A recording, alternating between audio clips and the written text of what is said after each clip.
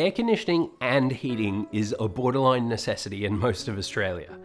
We regularly encounter temperatures higher than 40 degrees Celsius in summer, and where we live in particular, temperatures can drop well below zero in the wintertime. As a result of this, we're pretty reliant on our climate control system to keep us cool or warm.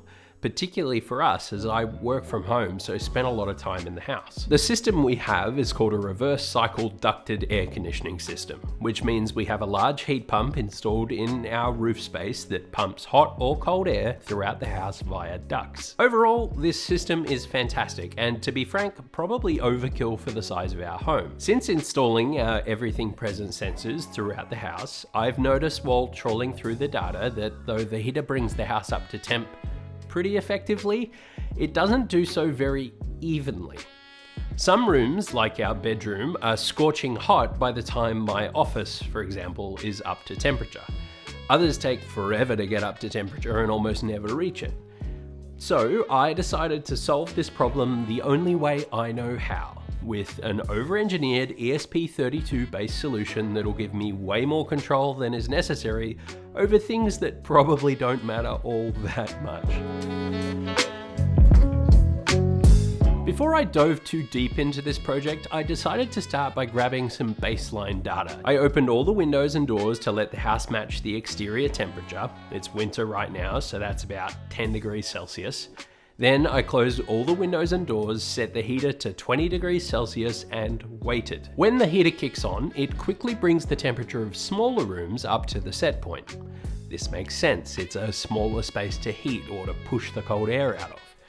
The larger living space, with lots of windows and glass doors, takes longer to get up to temperature. Because the only room it actually knows the temperature of is the largest, coldest room in the house, by the time it reaches temperature, the smaller rooms throughout the house are way overshooting the target point. In my testing, some rooms exceeded 25 degrees with a 20-degree set point, way over what we'd like and bordering on uncomfortable. Obviously, with this in mind, I could just set the thermostat a bit lower, but then the main living space won't ever get up to a comfortable temperature at all.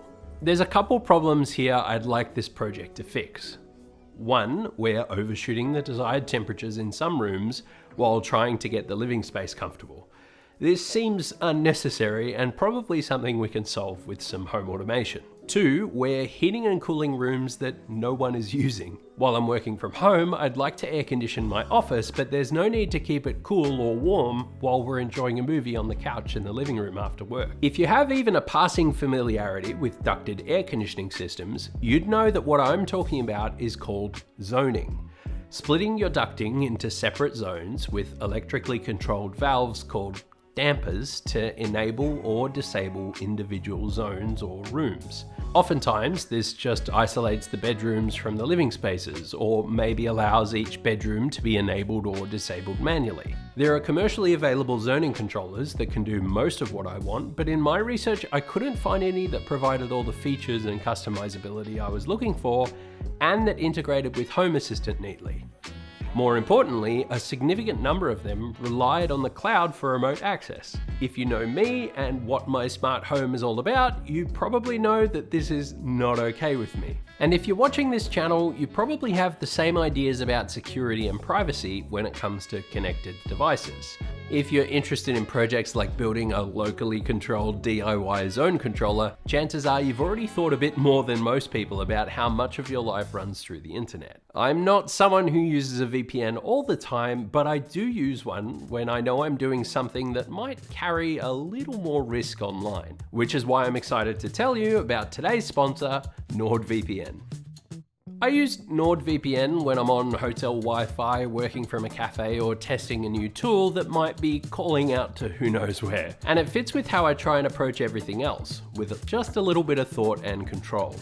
NordVPN encrypts your traffic, hides your IP, and helps block malware, trackers, and annoying ads with their threat protection feature, even when you're not actively connected to their server. It's one of those tools that quietly does its job in the background, and you don't really notice it unless you need it. At the moment, the Stockpot's email address is being hammered with dodgy looking emails and very sketchy links and attachments.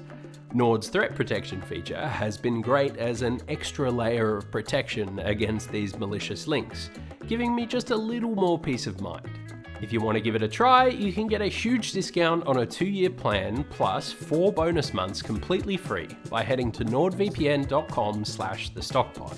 It's risk-free with Nord's 30-day money-back guarantee, and it's the best deal they offer anywhere. That's nordvpn.com/thestockpot. The link's in the description and the pinned comment below. Thanks to NordVPN for supporting this video. Naturally, when I couldn't find a zone controller that met my needs exactly, I decided to build my own. Because again, I have a problem. Fortunately, the dampers that are used to close off particular air conditioning ducts are relatively inexpensive, so I ordered a bunch and committed. Motorized dampers come to suit any duct size and in a couple of varieties. In Australia, we can't do any DIY work with mains voltage, so that ruled out the 240 volt dampers, leaving me with 24 volt AC damper motors. These things are really quite simple. They have an RJ12 connector on the motor, an old telephone plug, and when you energize particular pins with 24 volts AC, they'll either open or close. They have built-in limit switches at both ends of the travel to shut off the motor when they're either fully open or closed. So all we need to do is find a way to send 24 volts AC to the correct pins with ESPHome. Then we can create software thermostats for each of the zones and use our ceiling-mounted EP1s as the temperature inputs for each one. To accomplish this, I'm going to use another one of these ESP32 based relay boards. If you've seen my greenhouse video, you'll be familiar with these. This board is made by King Coney, I think it's pronounced, and is a KC868A8 model. It has 8 relays on the board, which we can use to switch on and off our 24 volt AC supply, and they're only about $30 on AliExpress. Importantly, it has an Ethernet port, so I don't have to rely on Wi-Fi. Each relay on the board has a normally open and a normally closed output. So since everything in our smart home should fail safe, I'm setting this up so that in the normal state, the dampers are sent to the open position. If for some reason the control board failed, the dampers should all open themselves. While we're at it, this is the 24 volt AC power supply I'm using. Fortunately, the motors don't use much current, so I can get away with just this little guy to drive all 7 of my zones.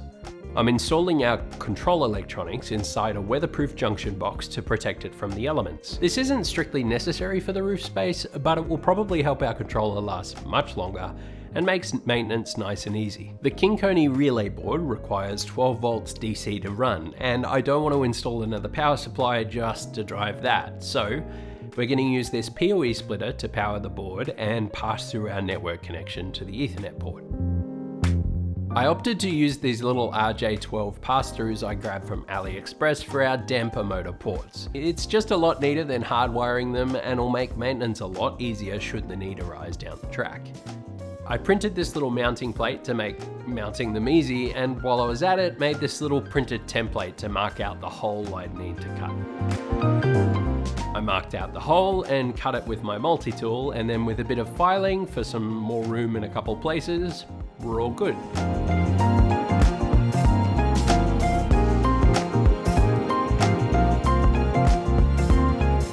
I hardwired the power supply to the control board with the screw terminals and some Wago connectors and passed the cable through a gland. There's another gland there for the Ethernet cable that's already in the roof space in anticipation of this project.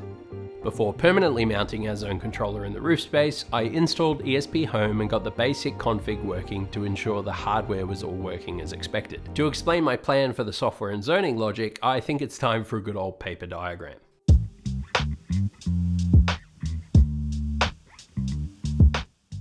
Now, our controller will be driving 7 different dampers or air valves, but for the sake of this explanation, we're going to go with 3.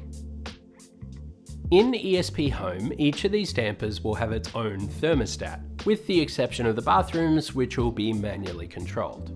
The thermostats will use the temperature sensors in our ceiling-mounted Everything Presence ones. As I said before, the air conditioner is controlled by a thermostat in the living room, which we've demonstrated is normally the last room to reach the desired temperature. The temperature setting for each thermostat will be slaved to the main thermostat. This means that when we change our main thermostat's temperature, The other thermostats in ESPHome will be automatically set to the same temperature.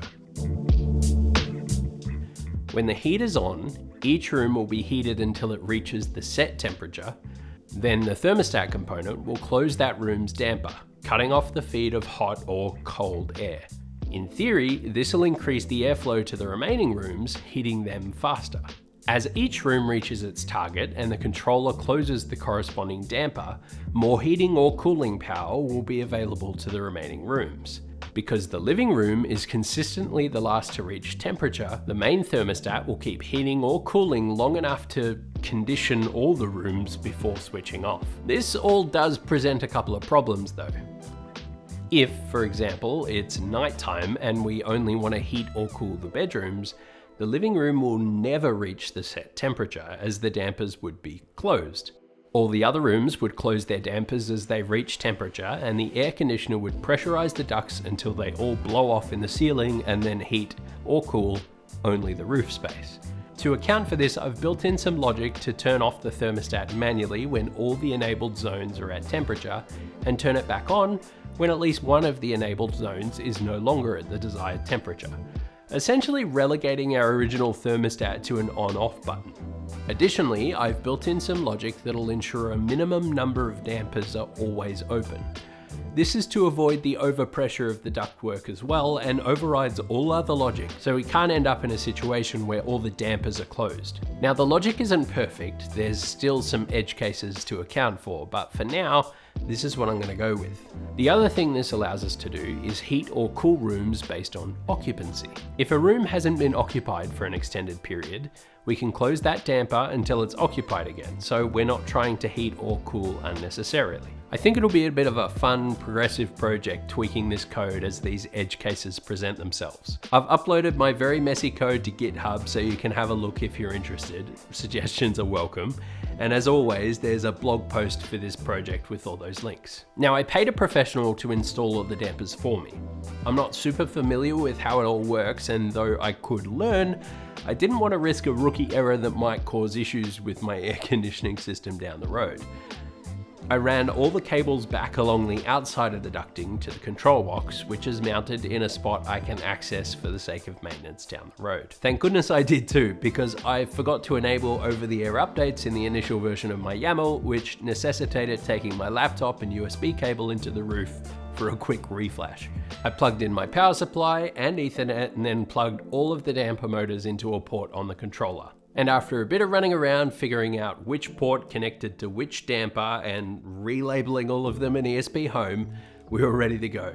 Now, it's a very difficult thing to test perfectly scientifically, but I tried my best to test how well the heater worked with and without the zoning enabled. I followed the same testing methodology, opening the doors and windows, letting the house cool down, and then turning on the heater at 20 degrees Celsius. And as you can see, the rooms no longer overshoot by nearly as much, which was one of my primary goals for this project. Success. Moving on from my not so scientific testing, I'm particularly happy with some of the little quality of life automations we've been able to implement with this new controller. Every morning we have a morning routine automation. 15 minutes before my alarm goes off, the heater will turn on and get the bathroom and bedroom up to temperature first, before warming the rest of the house. Then, when the alarm goes off, our bedside lamps will turn on and the floor lamp in the living room will turn on, lighting the way to the all-important coffee machine. This makes the mornings a little more pleasant, especially in the winter months, as we don't have to step into a freezing cold bathroom immediately after waking up. And we can get dressed in comfort too. Once those rooms are up to temperature, it turns them back off, because there's no need to keep the bathroom and our bedroom warm all day.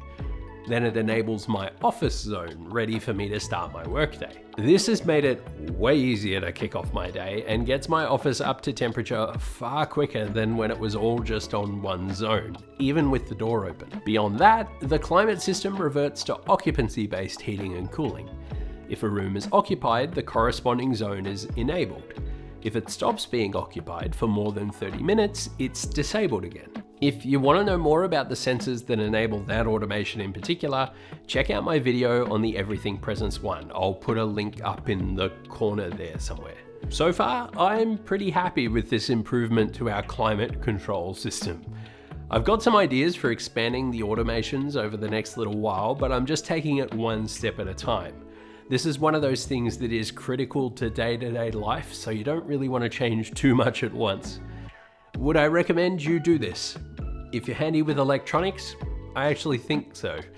Zone controllers are really quite simple devices, so if you're game, I'd say give it a go. Combined with other smart home devices like presence and temperature sensors, I think this is a great smart home addition. Plus, the granularity and level of control you have opens the door to all sorts of fantastic automations. So what do you think? Share your thoughts in the comments below. I'd love to hear your thoughts on whether this will actually save me any money. I'm looking forward to finding out myself. If you like this video, leave it a like. If not, let me know why in the comments below. And if you enjoy this type of content, make sure to get subscribed. I'm slowly working on building the ultimate but practical smart home. And if you want to keep up with the smaller bits and pieces I work on, head over to the Saucepan and subscribe there too. Thanks a bunch for watching. I'll catch you next time.